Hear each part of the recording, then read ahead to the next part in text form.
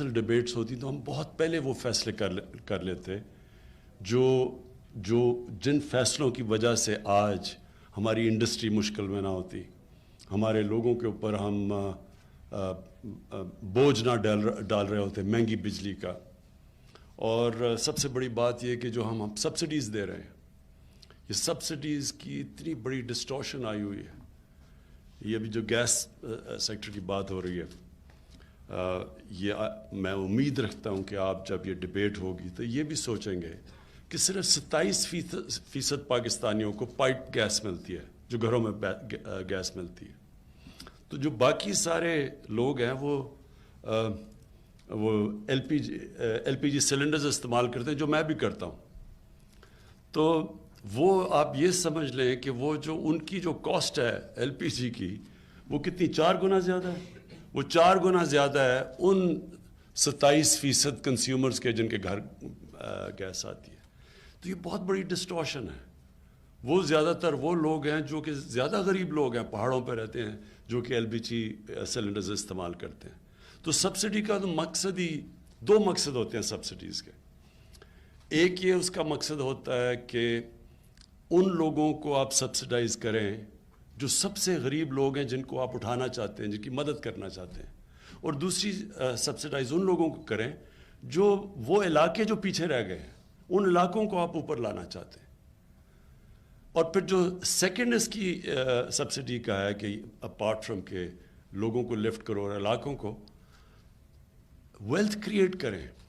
Subsidy اس طرح ہو کہ وہ ویلتھ کریشن کرے تاکہ وہ ملک کی ویلتھ بڑھے، جی ڈی پی بڑھے، پر کیپٹا انکم بڑھے.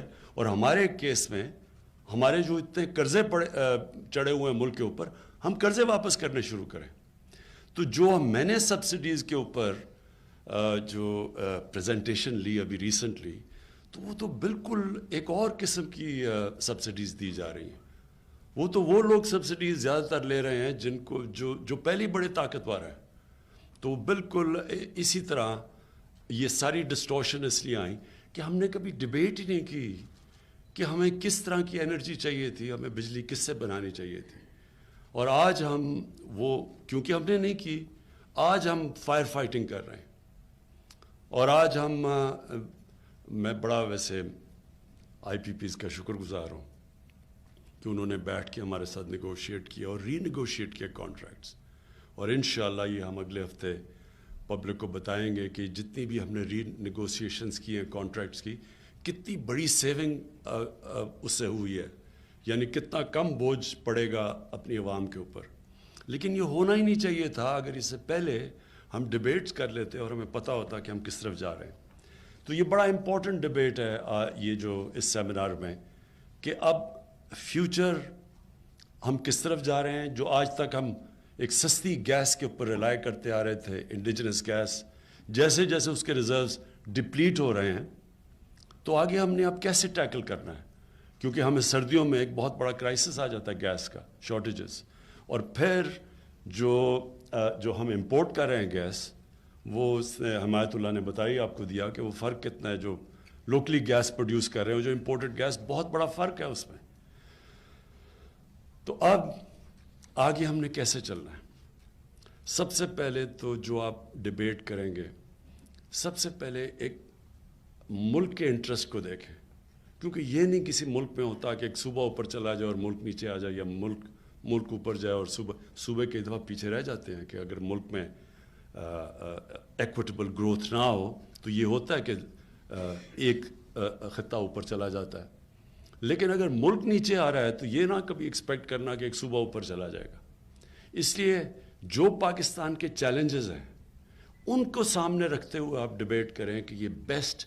اب ہمارے پاس جو چیلنجز آ رہے ہیں، گیس کی ڈپلیشن ہو رہی ہے، ہم اسیوم کر رہے ہیں کہ آگے ریزروز ہیں اور ان میں سے گیس نکلے گی، نہیں بھی نکلے گی، یہ بھی ابھی نہیں پتہ. ہم بڑا ایکسپیکٹ کر رہے تھے کہ ایکزون جو ڈرلنگ کر رہا تھا آف شور، اس میں سے گیس نکلے گی، نہیں نکلی. وہ بڑے سرٹن تھے کہ گیس نکلے گی. اور ہمیں یہ بھی پتہ ہے کہ اس کا بڑا ہیوی کاسٹ ہوتا ہے یہ جو کنویں جب ہم گیس کے کھودتے ہیں. تو میں یہ ایکسپیکٹ کرتا ہوں ندیم، آپ اس کو جو ڈیبیٹ کو لیڈ کریں گے، اس کے اندر اینڈ میں کوئی کنسنسس ڈیولپ ہوگا کہ وے فارورڈ کیا ہے ہمارے ملک کا. اور پنجاب ڈیفیسٹ میں ہے, پنجاب پرابلمس فیس کر رہا ہے. کے پی فیل کرتے ہیں کہ ان کے پاس اتنی گیس ہے ان کو, اور وہ ٹھیک کہتے ہیں کہ وہ بڑی کم گیس اپنی جو پروڈیوس کرتے ہیں وہ استعمال کرتے ہیں. سندھ کے ابھی آپ نے ویوز سن لیے. تو ایونچولی میں یہ ایکسپیکٹ کرتا ہوں کہ ایک کوئی کنسنسس بنے اور بڑی پکچر آپ دیکھیں, کیونکہ ایونچولی یہ جو ہم سبسڈائز کرتے ہیں یہ سبسڈی کہیں سے تو دیتے ہیں, اور وہ سبسڈی چلی جاتی ہے قرضوں کے اوپر, اور وہ قرضے بڑھتے جاتے ہیں. تو قرضے تو ایونچولی دینے ہیں.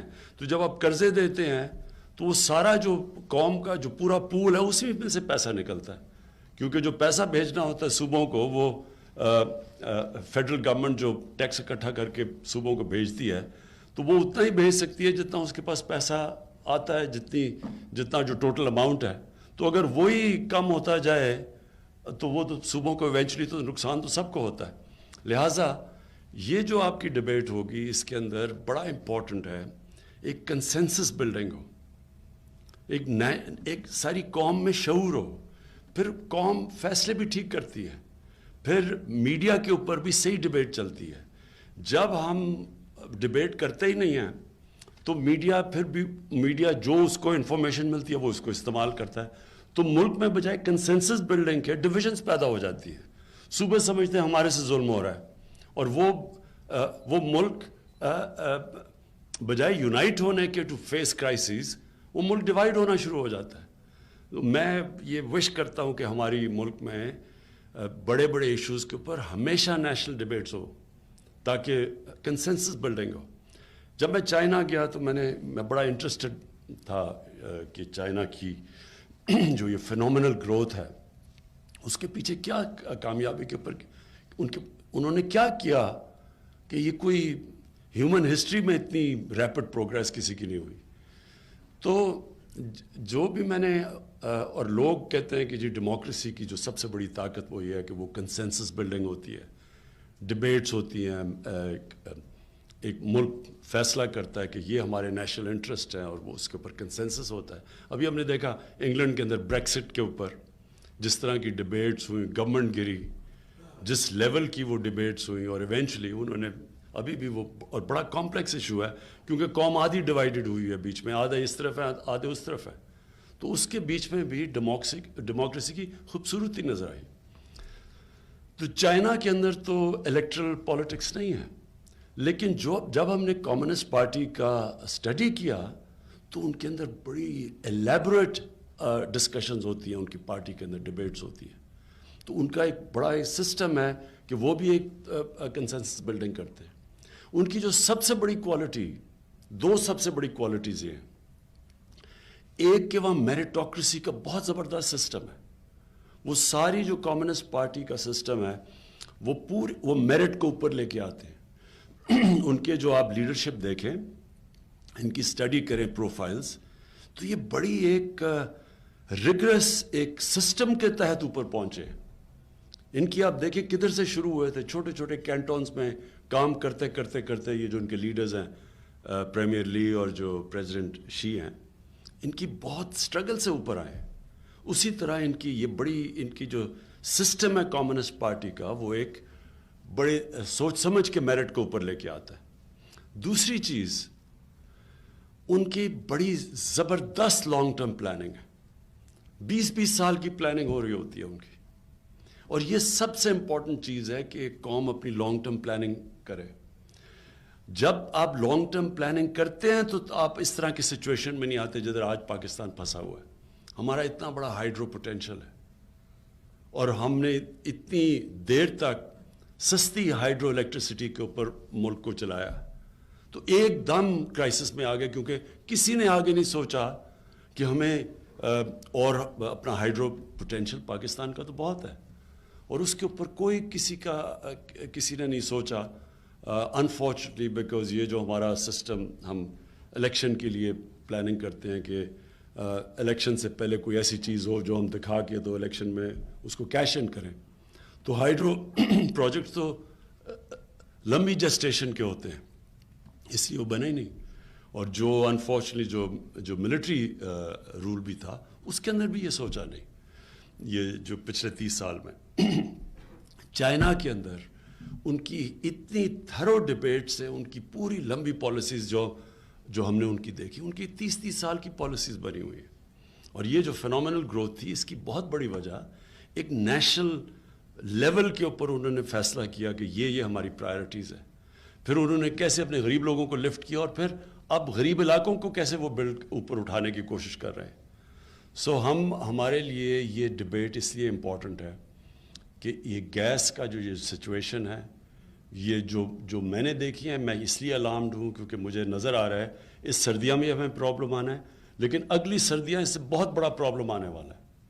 اور جو ہم اب زیادہ تر امپورٹڈ گیس کے اوپر ریلائی کر رہے ہیں اس میں اور ڈومیسٹک گیس میں, وہ جو آپ نے دکھایا بھی تھا چارٹ میں, اتنا بڑا اب گلف ہے کہ ہم اگر گیس جس قیمت کے اوپر بیچتے ہیں لوگوں کو, ہم افورڈ ہی نہیں کر سکتے امپورٹڈ گیس امپورٹ کر کے اور اس قیمت پہ بیچیں.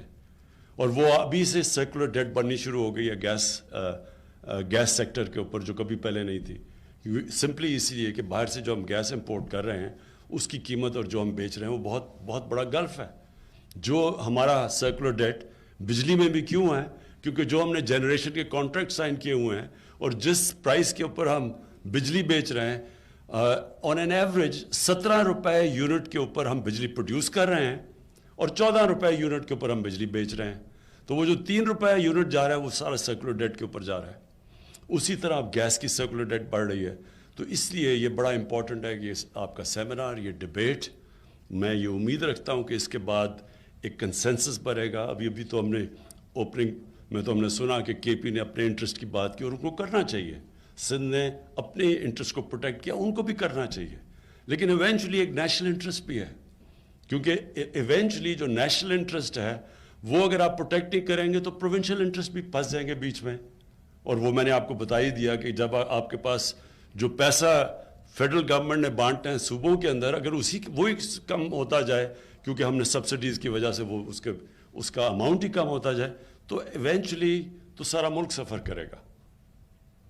میں یہ امید رکھتا ہوں کہ ندیم آپ اور آپ سب بیٹھ کے آئی ہوپ کہ جب سیمینار کنکلوڈ ہوگا تو نیشن کے سامنے آپ کو پریزنٹ کریں گے کسی قسم کا ایک پروگرام جو ایک روڈ میپ دے گا لوگوں کو کہ ہم نے اب اس میں سے نکلنا کیسے.